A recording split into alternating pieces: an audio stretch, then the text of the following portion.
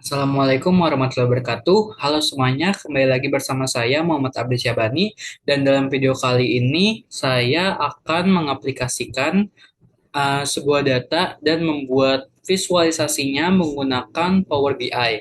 Dan dalam video kali ini juga sekaligus untuk memenuhi penugasan saya pada mata kuliah aplikasi komputer eh, dengan Pak Bagus Karismawan SSIMAB selaku dosen pengampu. Nah, di sini terdapat latar belakang atau studi kasusnya itu adalah PT Vortex yang mana pada intinya dia ini mengalami beberapa isu seperti ada beberapa staff reporting yang mendadak resign dan juga ada sistem penyimpanan dashboard yang tidak terdokumentasi yang menyebabkan hilangnya file Power BI yang berisi beberapa template report perusahaan. Nah, di sini ceritanya saya menjadi mahasiswa yang sedang magang di perusahaan tersebut nih. Nah, saya juga mendapatkan arahan dari manajer penjualan yaitu Ibu Desi untuk melakukan beberapa hal yang pada intinya juga mengelola informasi dasar penjualan sepanjang tahun 2025 untuk dibuat visualnya. Nah, hal-hal tersebut juga terbagi menjadi beberapa ya. Di sini yang pertama itu saya diminta untuk membuat visualisasi dari jumlah total unit motor listrik terjual, lalu ada juga produk mana yang paling laku, lalu ada juga yang ketiga customer terbanyak berasal dari kota mana. Selain itu juga ada cara pembayaran yang sering dipakai user itu apa, dan yang terakhir adalah membuat grafik performa penjualan motor untuk setiap staf sepanjang tahun.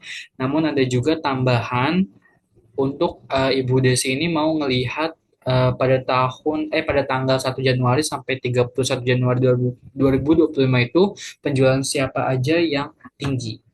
Oke, untuk itu kita langsung saja menuju ke Power BI-nya. Tapi saya ingin menunjukkan data-data yang diberikan sama si Ibu Desi ini ya dalam studi kasusnya. Di sini ada data-datanya mulai dari sales transaction quarter pertama tahun 2025 sampai ke quarter keempat. Dan kita perlu ingat bahwa file-file ini diletakkan atau disimpan di dokumen dan nama foldernya itu adalah sales transactions 2025.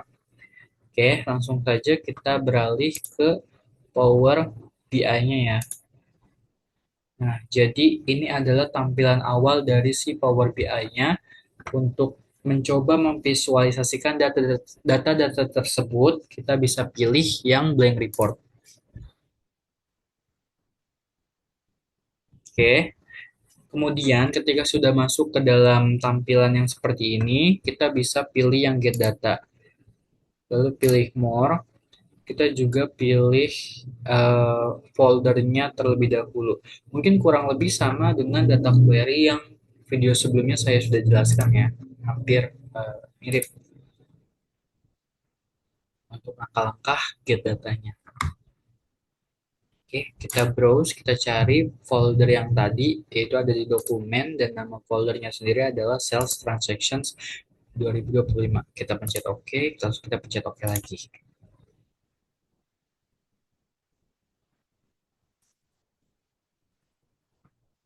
Nah, mirip kan seperti dengan video yang sebelumnya, di sini adalah pengecekan awal ya, bahwa file-file yang diinput itu udah ada semua. Jadi ada Q1 sampai Q4. Kita pilih Combine and Transform Data. Lalu kita tunggu.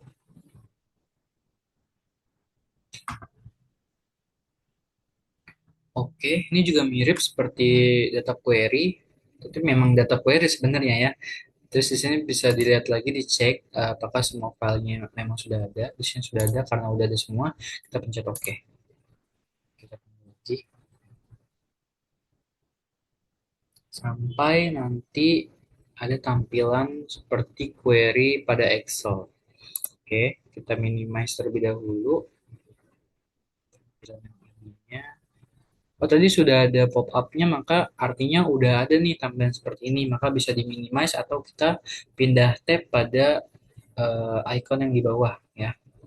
Di sini persis dengan yang di Excel kemarin. Jadi bisa kita atau teman-teman misalnya ada variabel yang kurang atau data yang ingin dimasukkan tambahan bisa ditambahkan kembali, tapi melihat hal-hal yang diminta dengan data yang ada itu sudah cukup, maka bisa langsung kita close and apply. Tapi sebelum itu juga kita cek dulu data-datanya ini ada yang error atau tidak ya. Ketika semuanya sudah aman, maka kita baru pencet close and apply.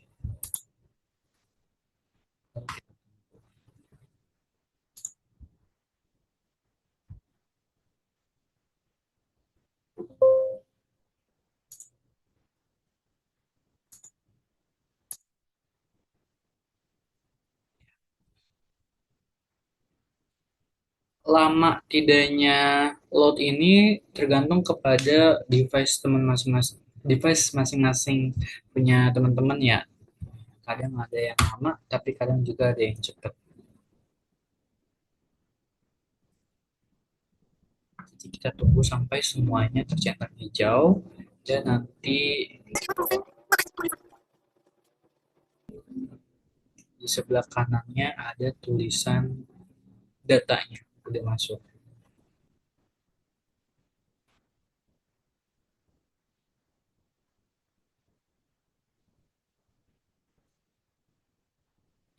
Oke, ketika sudah seperti ini artinya datanya sudah masuk, kita bisa pencet panahnya untuk apa namanya melihat lebih dalam ya dan mengecek lagi apakah semuanya sudah ada dan sih sudah ada ya dari variabel customer location sampai juga ke sold price maupun source name-nya. Oke. Nah, kita beralih ke permintaan yang pertama nih ya, yaitu adalah melihat jumlah total unit motor listrik yang terjual. Oke, untuk melihat ini, untuk memvisualisasikan datanya, karena yang diminta itu hanya totalan ya, nggak sampai ke yang lebih rinci lagi, maka di sini kita bisa pilih salah satu chart yang sesuai kebutuhan, namun tetap mudah untuk dibaca. Oke, karena tadi case-nya adalah ingin melihat totalan produk yang terjual tanpa melihat lininya lebih jelas, maka di sini saya memilih cart. Oke, kenapa card? Karena nanti di sini bisa kita langsungkan si data yang sum dari quantity ordernya. Oke, kita masukkan ke fields dan kita tunggu.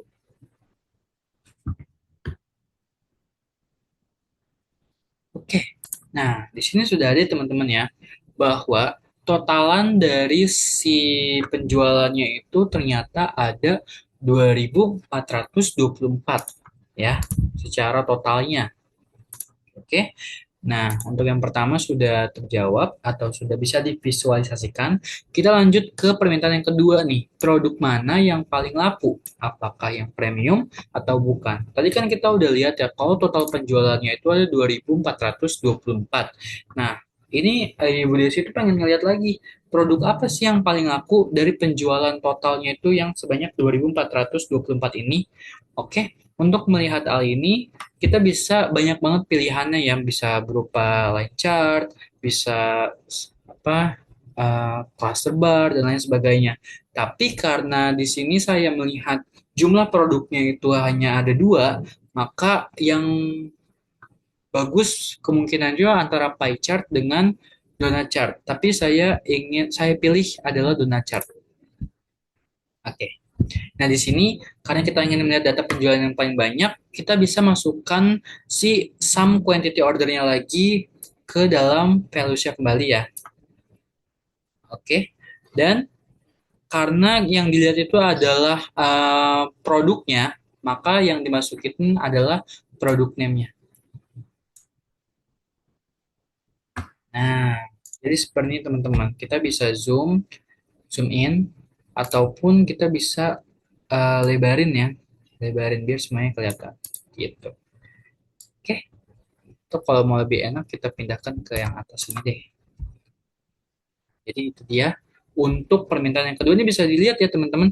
Kalau penjualan yang paling banyak itu ternyata yang warna biru muda ini. Biru muda ini punya siapa? Saya bisa pencet. Ternyata punya yang atau jenis produknya adalah electric motorcycle, yaitu sebanyak 1.000 dengan persentase 54,08%. Oke, ini hampir sama dengan si premium electric motorcycle yang premium, tapi persentasenya jauh di bawah si yang electric motorcycle yang biasa. Oke, ini adalah untuk yang data kedua. Nah, lanjut lagi, kita lanjut ke permintaan yang ketiga. Yang ketiga itu sebenarnya ada dua permintaannya. Yang pertama itu adalah customer terbanyak kita berasal dari kota mana, gitu kan?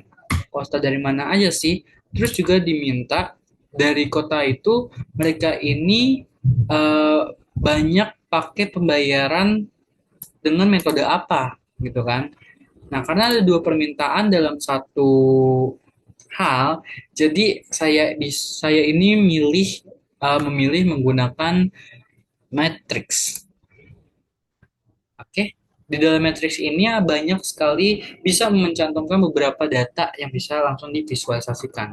Nah, intinya ini kan masih melihat penjualannya kan, maka kita masih memasukkan sum dari quantity ordernya itu ke dalam values. Oke, ke dalam values. Kemudian kita kan mau ngelihat ya yang namanya kota mana yang paling banyak membeli gitu kan. Kalau kita mau ngelihat kota mana yang mau dibeli, kita bisa pilih yang uh, customer location-nya. Coba kita masukkan ke dalam rows terlebih dahulu. Nah, ini, nah selain dari kotanya, ternyata kita juga pengen ngelihat yang namanya itu eh, metode pembayarannya kan. Iya, metode pembayarannya itu kira-kira pakai apa? Oke, kita bisa pilih payment method. Payment methodnya kita masukkan ke kolom coba ya.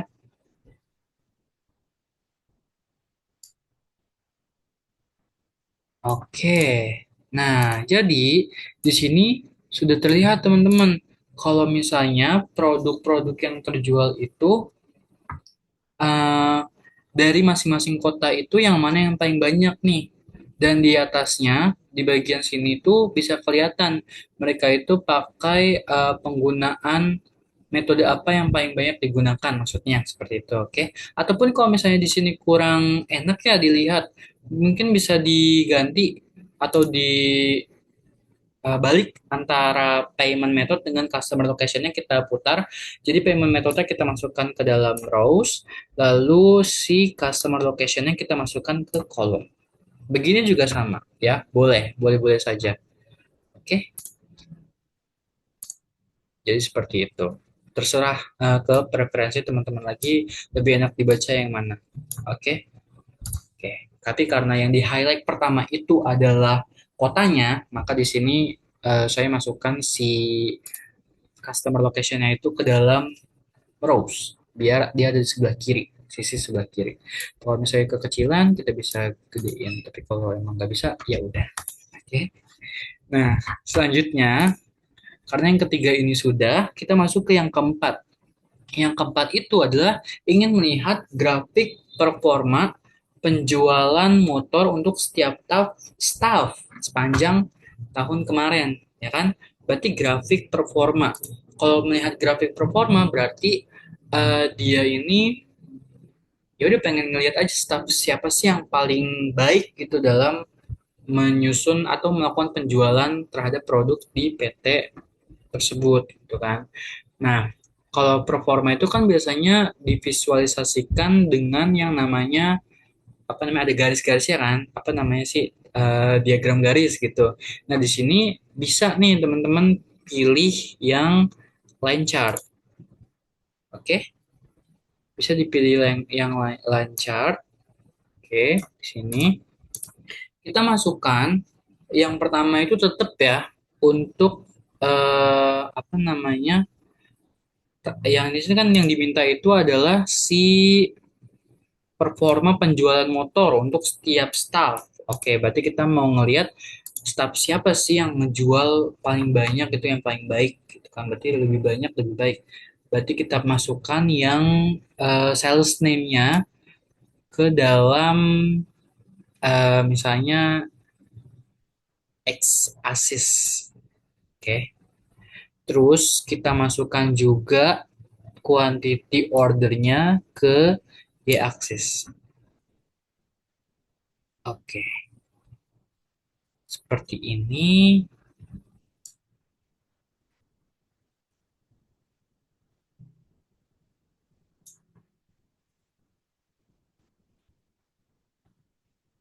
Oke. Nah,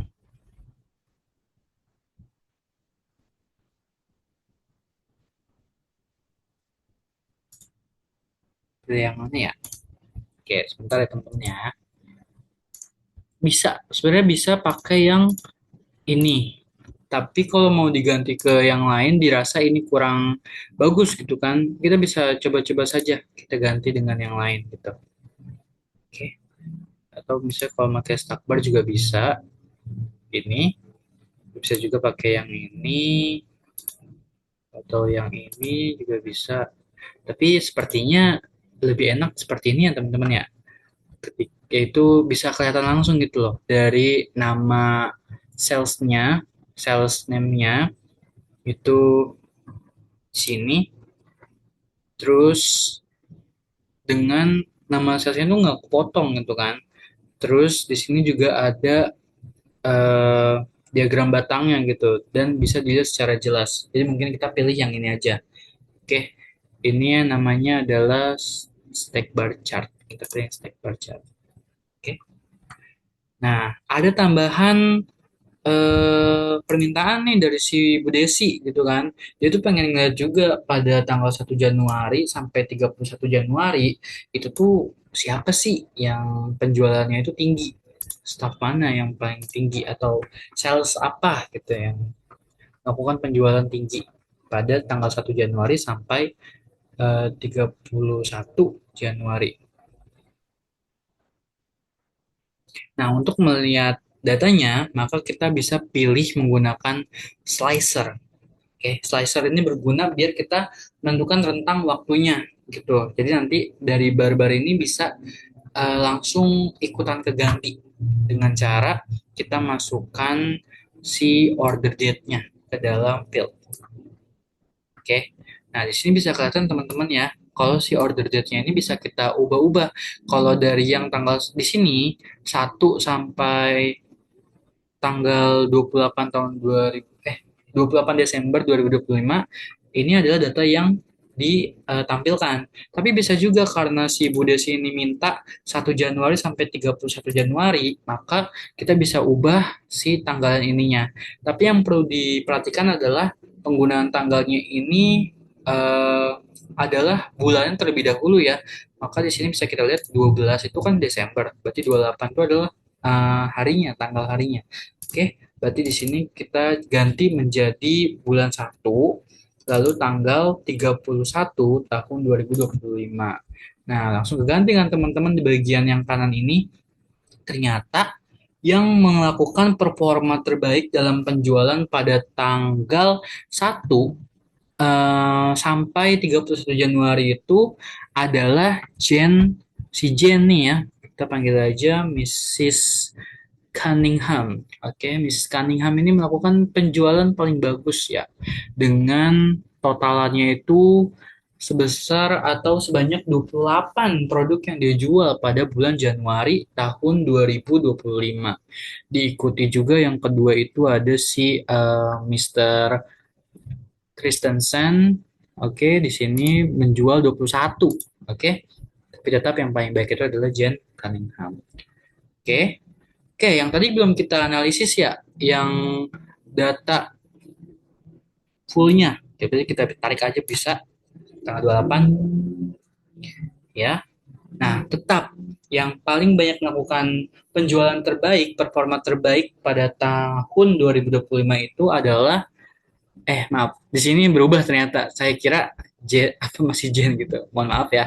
Nah, di sini bisa kita lihat teman-teman ya, kalau data yang ditampilkan itu adalah si Jason Matthews, oke, atau si Mr. Matthew melakukan penjualan sebanyak mana nih kok nggak muncul?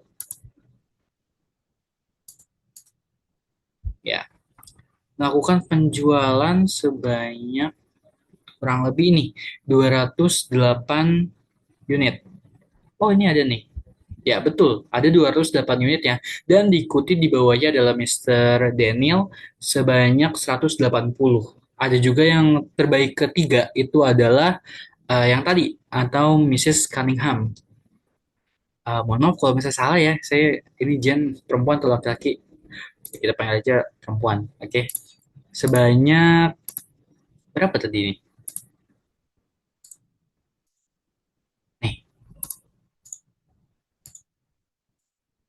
oke. Dia yang pertama adalah Jason Matthews, yang kedua adalah Nicholas Daniel, yang ketiga adalah Jen Cunningham. Nah, ini melakukan penjualan pada tahun 2025 sebanyak 177. Oke, sekian tutorial ataupun penjelasan bagaimana cara mengolah data ya, menjadikannya menjadi apa, membuat visualisasi data yang ada yang diberikan sama Ibu Desi dalam studi kasus ini. Semoga bermanfaat dan dapat dipahami. Mohon maaf atas segala kesalahan dan kekurangan yang ada. Sekian dari saya. Wassalamualaikum warahmatullahi wabarakatuh. Terima kasih semuanya.